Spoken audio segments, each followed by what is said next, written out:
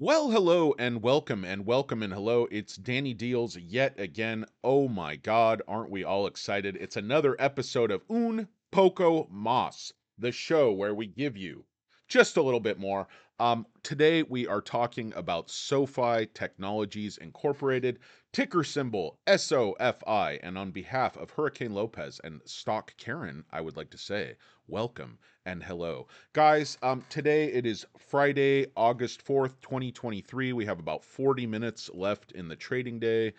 It is a beautiful sunny day, 12:21 p.m. out here in Los Angeles. Hope it is a wonderful day wherever you are. Hopefully you guys have a great rest of your Friday, some fun plans for the weekend. Try to relax, enjoy your loved ones, have some fun, not think about the stock market. But today, guys, that's what we're thinking about. The stock is down to $9.55, down 50 cents on the day. The gap has been filled. Or whatever you want to call it. This comes back to this point and this point. So, if you're one of those people that likes to fill the gap, or you're just the tip type of individual, you've been taken care of, and the gap has been filled. So now the stock is free to move back up, guys. The volume was very, very controlled, low, robotic in the early hours, and you can see, guys, from this volume indication down the bottom of the chart. I know it's small on your screen, but this is just extremely controlled algo trading. And why, guys? It's not super complicated.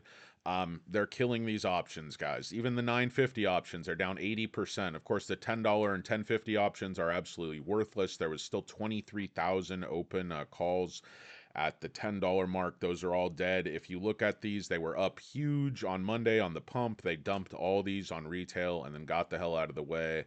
And then today they're just absolutely finishing it off, just killing whatever was left of them with this huge dump. On the news of some economic weakness, Apple had kind of some so-so earnings. Amazon had really good earnings, kind of a lackluster jobs number, but I think we kind of wanted that for inflation purposes. But obviously, puts are printing here, guys, big time at the $10 level, up 200%. 1050 up 87%, even 11 up 45%. So, guys, there was some open interest there, especially at the $10 level, 7,700 put options contracts. So, anyway, guys, today we want to talk valuation. It is my fundamental belief that SoFi is undervalued. Any which way you look at it, fundamentally, it's undervalued. With whatever type of model you want to use, I looked in detail at a previous video on valuation done by an economist over on Seeking Alpha. He had a fair value of the stock anywhere on the low end of $20 to the high end of $26. I'm using a DCF model and some other growth metrics that he applies. There's another great article out on Seeking Alpha by Fiorio, who, I went over his video the other day. Sorry, I called the other two guys not future investing. Called those guys dildos. They're actually great. I like their channel. Guys, I don't have a script. I don't have things written down. I tried to actually write a few things down today. So, but I do love their show. I love their podcast, SoFi Weekly, and then I actually had the opportunity to watch a later show with the other two, Fiorio and one of the dildos, and it was on Palantir, and it was great. I mean, those guys really know their stuff. If you're tired of just fat blowhards who don't really know anything about what they're talking about, you know, don't know who we could be talking about there, but I highly recommend those dildos and Fiorio and Future Investing. He might be changing his name. I don't know. I think all those guys are Canadian. I don't know. I don't know what's going on up there. They're high on maple syrup or something. So much syrup. But anyway, guys, the valuation is low fundamentally. So if you want to take a look at this article, it was July 18th by James Ford. And he is an economist by training. His DCF valuation implies a fair value close to $20. We went through this in great detail, guys, but he looks at even fairly conservative numbers by bears, and he's like, he doesn't understand where they're getting the valuation. So again, I just encourage you to read this. Like, I know I talk a lot about Seeking Alpha, but they don't pay me anything. I pay full price for my subscription to the website, and I really feel like I get a ton of value out of it because I feel like their analysis, their authors are actually, highly qualified, intelligent individuals who go into great detail, have a ton of data, a ton of figures, theory. They talk about all kinds of things. And a lot of the other sites, they just sort of have this auto chat GTP generated nonsense by, college interns that is just sort of like this cut and paste garbage, and there's no real analysis. And so, that's why I tend to keep coming back to Seeking Alpha. If you like the site, you don't like the site, I encourage you to just take a look at these articles.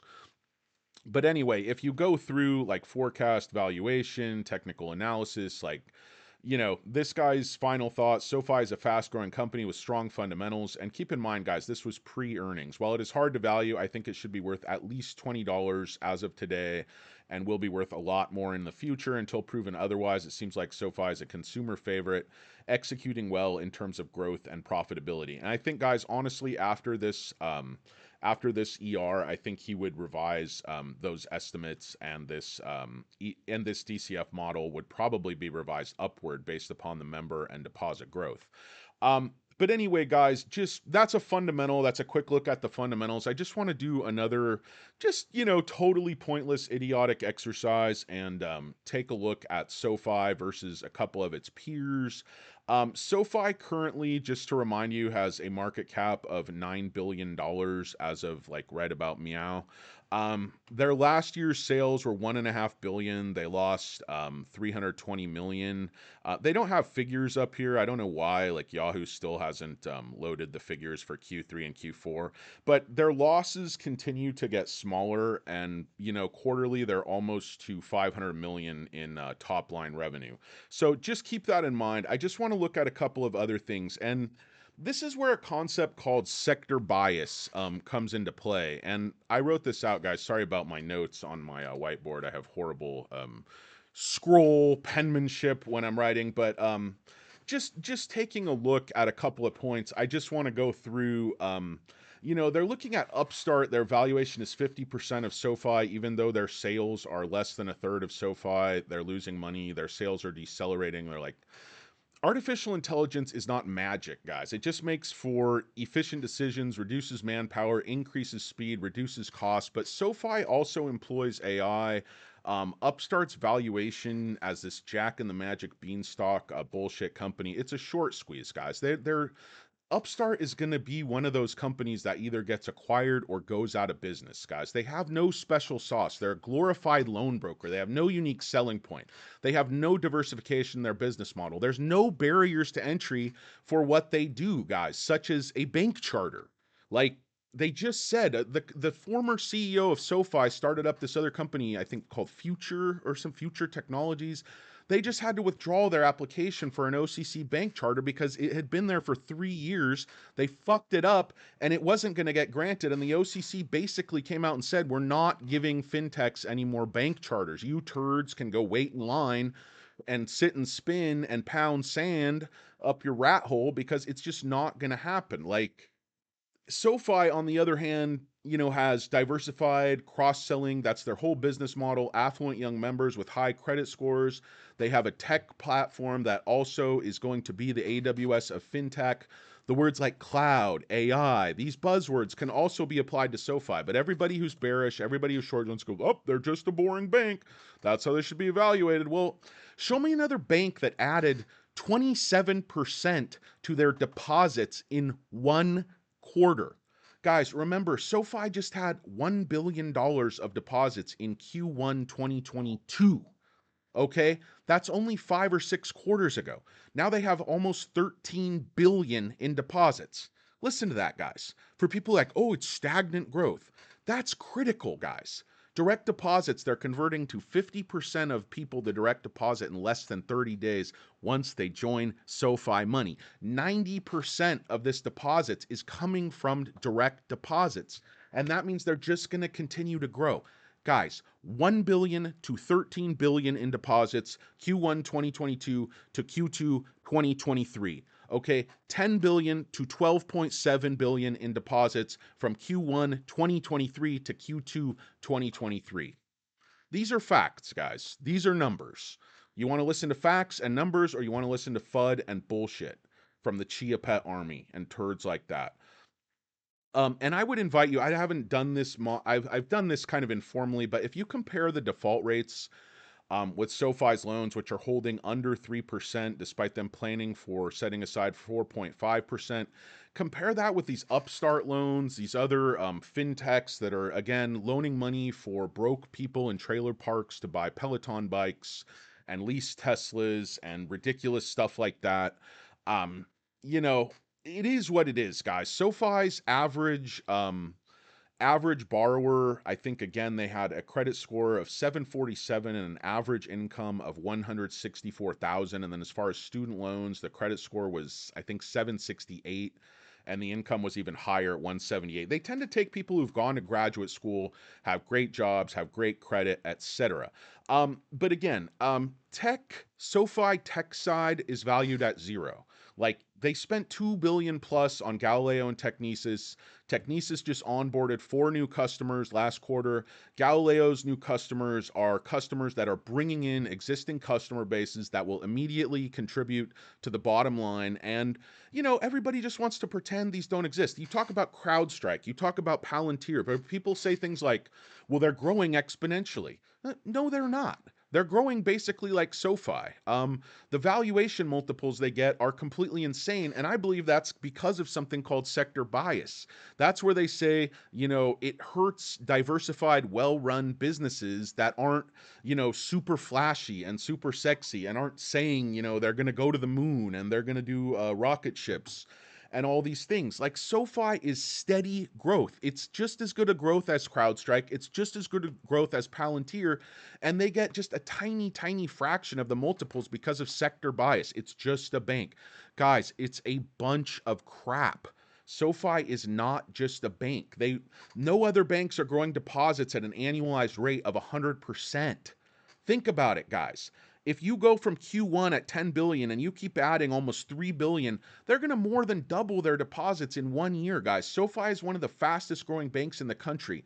And I'll show you that on a chart in Fiorio's article at Seeking Alpha from today.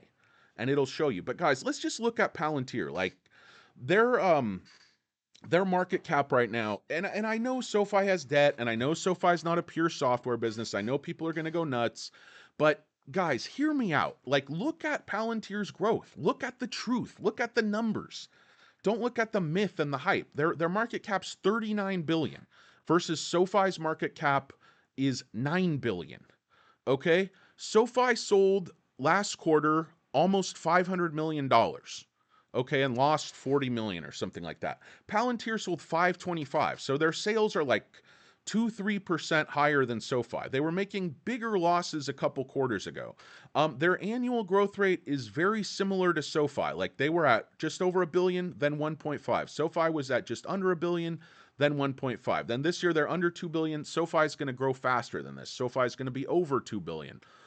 For this year. So SoFi is growing actually faster, their revenues, than Palantir. They're making a little bit of a loss. But if you look at the realities of these companies, guys, and just the honest financials, and the analyst recommendations, everybody's saying sell this thing. I personally like Palantir. I just believe that it's overvalued and SoFi is undervalued, and the valuation should be much closer. Like, I think SoFi should be valued, 15, 16 billion right now, and Palantir should be, 20, 25. Like, this 939 valuation is fucking ridiculous. Guys, let's take a look at CrowdStrike. Let's crowdfund this motherfucker. CrowdStrike, down 4% on the day. Again, similar market cap to Palantir, 36 billion. Good company, guys. I made money in Palantir or in CrowdStrike. I've owned Palantir and CrowdStrike. I'm not trying to bash these companies, guys. I'm just saying there is a sector bias that makes SoFi tremendously undervalued and a great opportunity. People discount their technology. They discount their cross-selling. They discount their artificial intelligence. They discount their efficiencies. They discount the fact that they own Galileo, Technesis, Wyndham Capital, and they have plenty of cash to acquire more tech companies, guys. SoFi is a tech company. And yes, SoFi is just a bank, but they are also just a tech company. They're just a lot of different things, and they just do all those things very, very well. And by next quarter, by Q4, all three of their segments are going to be profitable, guys, according to Anthony Noto and Chris Lapointe, who are, the Batman and Robin of the greatest fintech company of all the fintech companies in the world, of course. SoFi Technologies Inc., ticker symbol SOFI. Let's get a Topper time check and a SoFi check. It's 25 minutes till the market closes. We are still down 5%. Trying to push it under $9.50. Volume sitting at 36 million shares. But guys, looking back at CrowdStrike just very quickly, again, not trying to bash CrowdStrike in any way, shape, or form. Market cap's 36 billion. Excellent growth there. Again, guys, 875 to 1.45 to 2.25, growing, a bit faster than SoFi. Not a tremendous amount faster than SoFi, but a bit faster.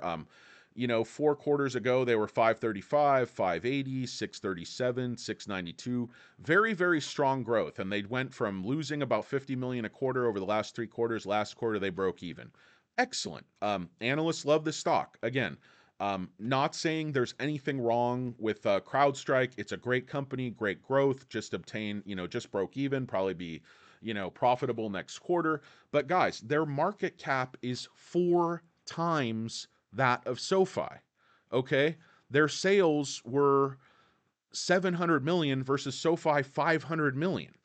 And I know people think their margins are just like insanely high, but they're not at this point, guys. They're putting all the money back into the business just like SoFi. And while their top line revenue is about, I don't know what that is, 40% above SoFi, they're 700. Yeah, so it's like, 500 million to 700 million. But is the market cap, should it be 4 times the level? How are people saying SoFi is overvalued at this level?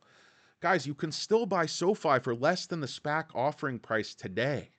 5% less right now. It's a bargain, guys.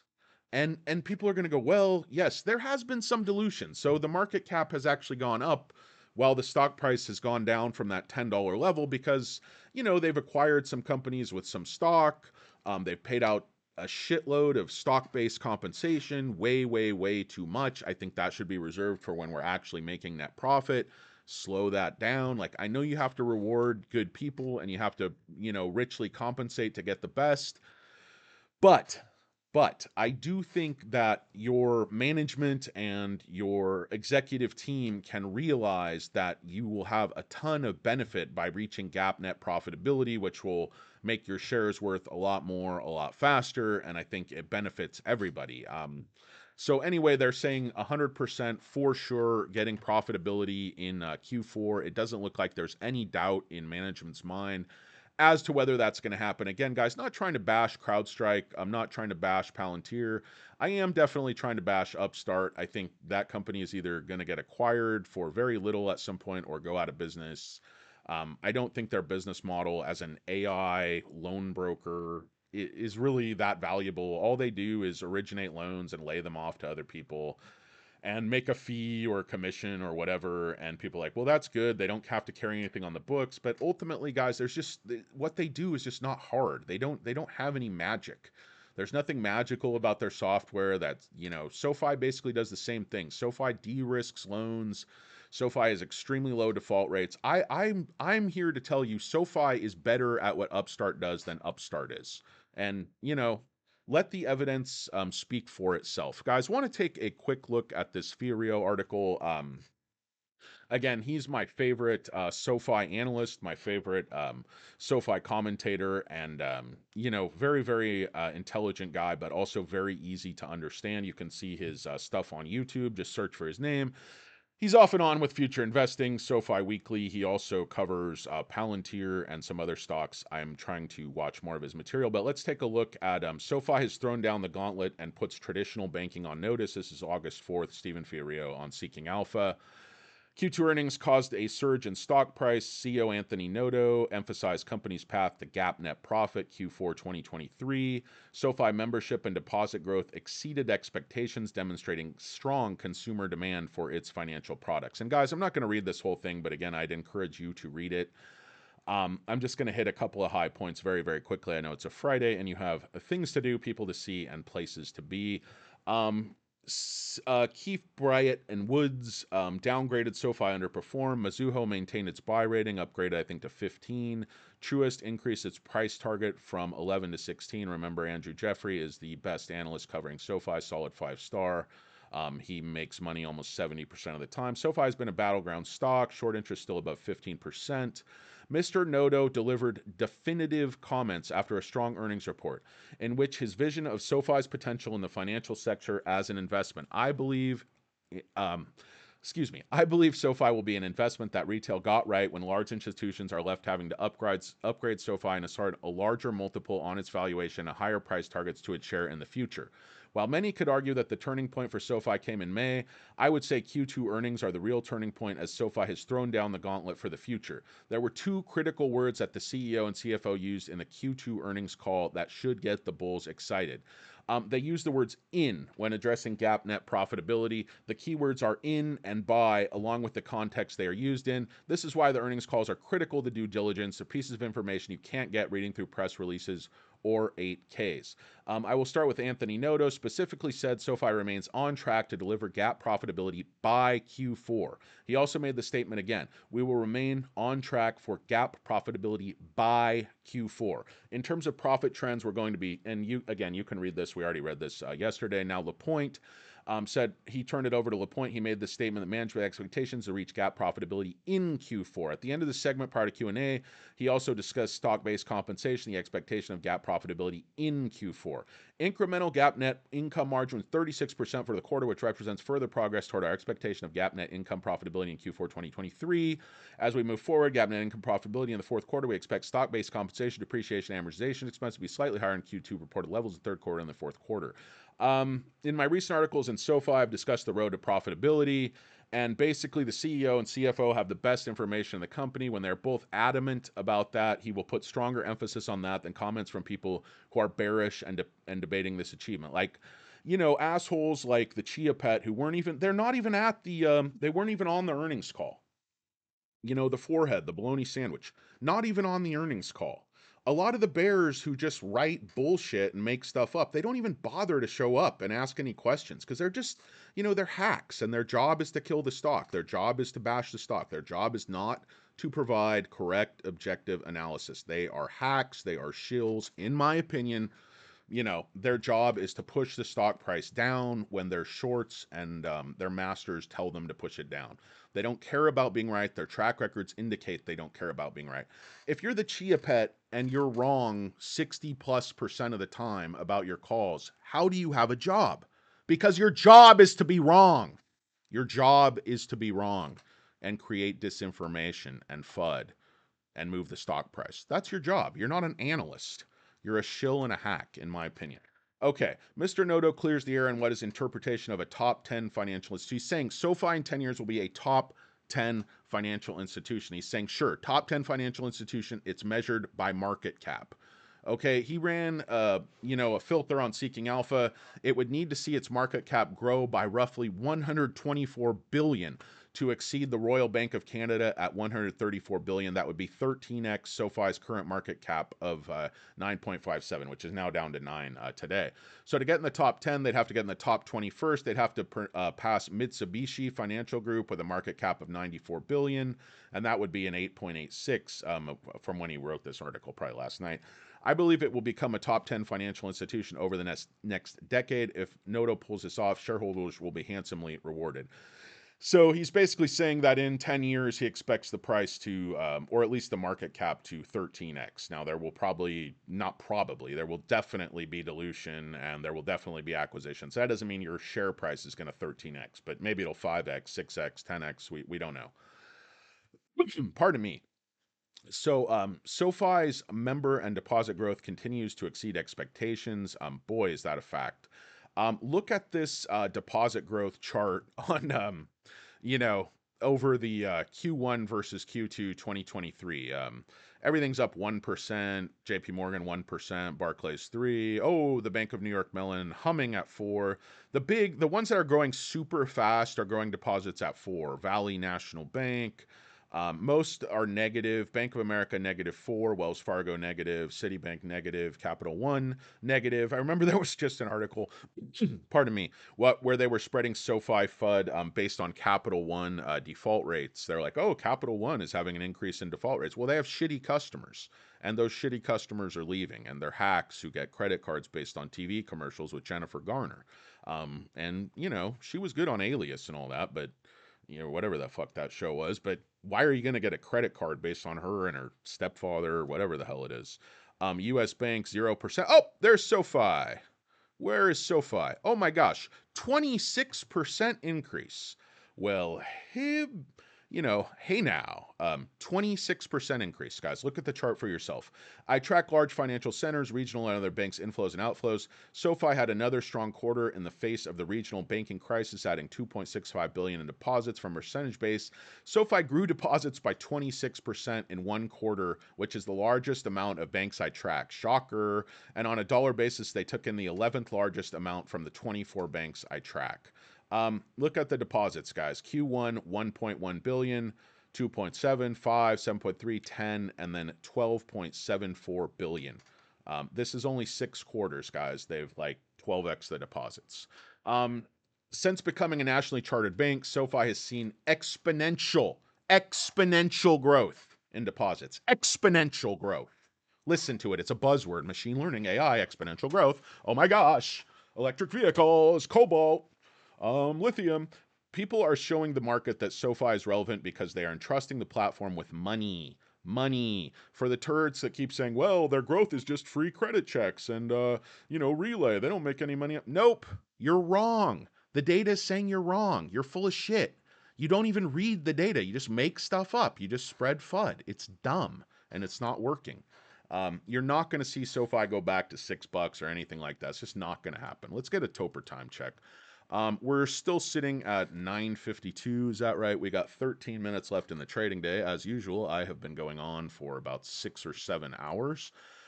We're up to 38 million shares traded, and this is a patented mountain and double hump pattern.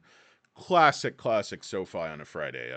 We could have written this script. I thought it was going to hang out more at the $10 range, but they decided to go after those 950 calls too, and they wanted to sell off the stock on a down day anyway, so that's what we got. Going back, SoFi's membership continues to grow rapidly. SoFi just delivered its largest quarter of member growth on a number basis, adding 584,000 members. It's a 44% increase quarter on quarter. SoFi finished Q2 exceeding 6 million members, put themselves in a position to exceed 10 million members by the end of 2024. And remember, Noto said they could add 1 million members per quarter next year. So guys, just coming down, you can see the chart. You can see all this stuff. Average member deposits. This is huge, guys. Average member deposits back in Q1 2022 were under $300. Now they're over $2,000. So that's like a 6.5 time increase in 5 quarters.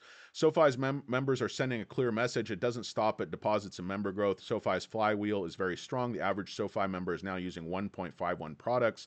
24% of its membership using SoFi's lending service, and each member is using 1.26 financial services products. So for people saying they're not using products that bring SoFi any revenue, they're just wrong. The data proves them wrong over and over and over, and it's only going to increase. Their ecosystem is very sticky, and we're seeing it in utilization numbers. People aren't just moving their money to SoFi, they're embracing the ecosystem for their financial needs, which gives SoFi a head start for being the financial institution of choice for their future financial needs. And remember, they have young, affluent customers with good jobs, good credit, good incomes. They're going to bring SoFi tons of revenue for decades to come, and we're going to reap the rewards. Guys, I'm going to go through this very quickly, just the headlines. The lending segment continues to flourish, and SoFi made a huge statement in Q2. Guys, in Q1, SoFi had a charge-off rate of 2.97% and built in a 4.5% loss rate into its model to account for losses. SoFi's selective process of rejecting 70% of loan applicants had their charge-off rate decreasing in Q2 to 2.94%. In addition to the charge-off rate declining, SoFi started selling loans into the market that bears question. Noto told you he was making an extra 2% holding the loans, but they just wouldn't believe him. They're like, there's no market for these loans. They might be the very best quality loans in the entire industry, but there's no market. Forget the fact that what they're saying doesn't make any fucking sense. ever. Why would there be no demand for the highest quality loans in the market? Longer duration, higher dollar value, more profit, high interest rate they're charging for these personal loans. Why wouldn't there be demand? It doesn't make any sense. Hello, hello, McFly. In any case, guys, I'm needing more coffee or less coffee or more sleep or something. But I'm trying to get through this goddamn article, and then I'll get you guys on your way to your next appointment or endeavor on this scavenger hunt we call life. SoFi executed sales at 101%, 104%. They go through, they're selling the loans above par value. There is demand for the loans, and they got great money for those, and they made money. All aspects of the bear case regarding SoFi's lending segment have been dismantled by SoFi's execution. Read this, guys. The speculation that defaults and bankruptcy would impact SoFi's loans in a rising rate environment continues to be disproven. Due to the quality of the borrowers. SoFi's personal loan borrowers have an average rate income 164,000, FICO 768. In addition to these metrics, SoFi underwrites to 680 FICO and above, but they don't provide approval solely based upon a 680 FICO score. SoFi underwrites the cash flow. Anyone who falls below, they automatically get denied. Below 680, for anyone above a 680 FICO, SoFi counts their current cash to debt ratio. They basically make a decision based upon their finances, not just their. If they have above a 680 threshold, they'll analyze carefully their cash flow, their ability to repay the loan, and they may loan to them if they feel there's a good risk, but all that's done automatically under SoFi. Student loan originations, personal loan originations, home loan originations. Personal loans are through the roof and totals through the roof, where home and student loans are very, very low. But home loans are ticking up this quarter. SoFi continued to grow its loan originations, $4 billion. You can read all that. St. Louis Fed indicates rates will decline to 4.6% in 2024, 3.4% in 2025. I'm expecting 2024 to be a very good year on the origination front. Student loans back in full swing. Interest rates are projected to decline, which should cause a resurgence in mortgage lending. SoFi is not a one-trick pony. Management continues to deliver for shareholders. Student loans were SoFi's bread and butter pre-pandemic. They are going to come back. Anthony Noto is a West Point graduate, an Army Ranger. Thank you for your service, an ex-Goldman Sachs investment banker. He has led C-level positions, NFL and Twitter, prior to becoming CEO of SoFi. If you don't believe he had an outline for critical success factors to deliver contingency plans for disastrous scenarios, you are mistaken, and the numbers prove it, turds. You're weak sauce turds, and Noto just kicked your ass up and down the street. Chia Pet Army is weak. Army Rangers, West Point graduates, all Americans, Anthony Noto, windbreakers, perfect hair, it, buddy. I don't like to say S-A-D, Chia Pet Army, but, you know, I'm immature and I went there. Lowbrow, folks. Lowbrow. From the beginning, he understood that to get SoFi to become a top 10 financial institution, the business needed to transcend student loans, and they've done that a million times over, and the SoFi team would need to deliver on many critical success factors. Below is a chart outlining the revenue generation, and you guys could check this out. We've already kind of gone over these numbers. Revenue, the AWS of fintech is happening. Contrary to what some readers in my last article believe, SoFi is delivering the AWS of fintech. The combination of SoFi's bank charter, Galileo, and Technisys puts SoFi in a position to offer a full product suite for financial businesses to build out a robust product stack utilizing every component of SoFi as a service platform. They go through Galileo, what that is. They go through Technisys, what that is. The Cyberbank platform from Technisys is incredible. It's a one-stop shop. Galileo allows for processing, de-risking, all kinds of other products, technology stack. Stack it, baby. Like hotcakes. And you know who loves hotcakes, don't you? Danny Deals. And wouldn't you know, I like a lot of butter on those hotcakes, folks. Butter them buns. While some believe that... it's like people who barbecue. I love to barbecue, like old school barbecue, 20 hours in the smoker. And it's like anything can be solved. It's like, Daddy, I just sprained my ankle. Oh, you just need to get a little smoke on there. Just put a little garlic and a little, pappy seasoning and just get a little smoke on it. It's like, but Dad, it's not a cut of meat. I hurt myself. It's like, oh yeah, just I don't know, smoke it 4 or 5 hours and braise it. Like, what the fuck are you talking? Anyway, guys, while some believe that other financial institutions have this capability, they don't. They don't, turds. They don't have the capability. They don't have the minerals. They don't have the ganas, the desire, like a Lou Diamond Phillips in Stand and Deliver, when he learned to do calculus, when he was wearing a hairnet and a wife beater, and he had fake tattoos Oh my God. I'm not even sure Lou Diamond Phillips is Mexican. I thought he was Native American. Anyway, guys, that is neither here nor there. I do love the name Lou Diamond Phillips. Sounds like a total fucking stud. And he was good in Young Guns too. Eventually, every multi-product financial services company will need to transition off outdated systems to cloud-native multi-product cores. SoFi owns the entire back end, from the Cyberbank platform to digital solutions ranging from B2B payments to virtual card processing. From 2023 to 2025, SoFi will generate 75 to 85 million in cumulative cost savings by transitioning SoFi's checking, savings, and credit card to the Technisys technology stack, then generate roughly 60 to 70 million in cost savings on an annual basis. Guys, think about it. They're going to save almost $1 billion over the next 10 years just from Technisys. That's going to pay back their purchase of Technisys, and that's not even counting all of Technisys' external customers. Guys, we're printing money. It's a gravy train with biscuit wheels. Get on board. And I'm not one to toot my own horn, but all right, guys, that's a dumb joke. That's like an Ashton Kutcher joke from like 45 years ago. An Ashton Kutcher. In Q2, we received confirmation these aren't talking points. The AWS of fintech is a reality. Galileo signs 5 new clients, grew the pipeline of joint opportunities by selling combined Galileo and Technisys offerings to a combined customer base. And they have proposals, they have customers, all this new stuff is happening. It goes to their new customers, Plaid, MX, Trulio, the foundational layer, embedded accounts. Guys, you can read all these charts. It takes a minute to kind of follow through. SoFi still has untapped potential, all while driving top and bottom line metrics. There is a ton of room in the financial industry, guys. It's trillions of dollars. SoFi hasn't even scratched the surface. There's absolute tons of room to growth. Conclusion, I'm very bullish on SoFi. I'm looking at this investment on a 5 to 10 year time horizon, as am I. The analyst community is really starting to understand the value proposition. Those that continue to stay bearish will likely be proven wrong. SoFi is starting to get upgrades with a $16 price target from Truist. If SoFi does what Mr. Noto says it will do, this investment will be at least 13x current valuation based on the current market cap of the financial institution. In a previous article, I ran on record and said that SoFi would hit at least $10 in 2023, and that was achieved. I'm going to make 2 new predictions. I believe that SoFi will hit at least $15 per share by the end of 2023. Hmm. Hmm.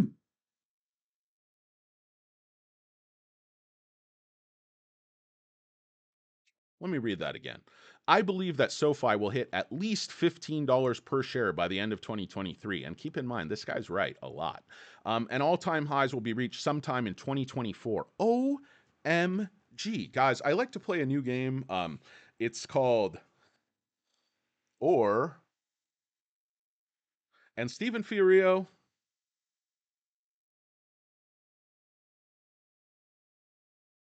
he's giving us a lot, guys.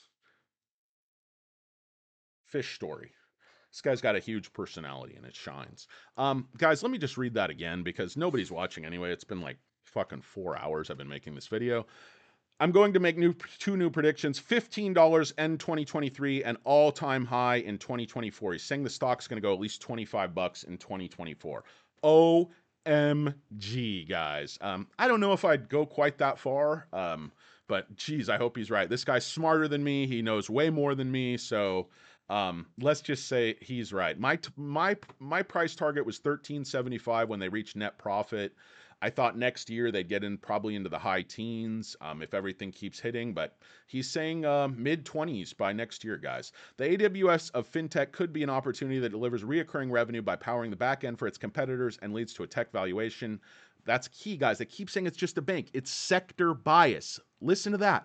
The AWS of fintech could be an opportunity that delivers reoccurring revenue by powering the back end for its competitors, making money from their own competitors, and leads to a tech valuation. Leads to a tech valuation. Yes. From a long-term perspective, SoFi is one of the most exciting companies I follow, and I think Anthony Noto and his team will deliver for shareholders. And I could not agree more, guys. The market is about to close here. SoFi stock sitting at $9.51, down 55 cents on the day. Obviously killed all the options. I'm not shocked at all. That looks like a very, very traditional SoFi chart.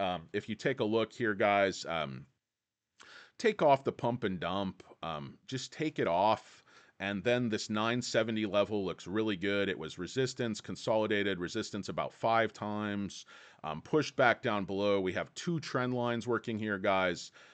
This little dotted aqua trend line is a shorter term trend line, and this blue trend line is my longer term trend line. I still believe we're consolidating here, but obviously today, guys, they pushed it way, way down to kill the options, and we're below both the trend lines, long and short term. So, guys, I firmly believe Monday market makers are going to do a bunch of short-term call options, run those up, dump them on retail later in the week, and kill them later. And they're just going to keep doing the same thing they've been doing over and over and over again.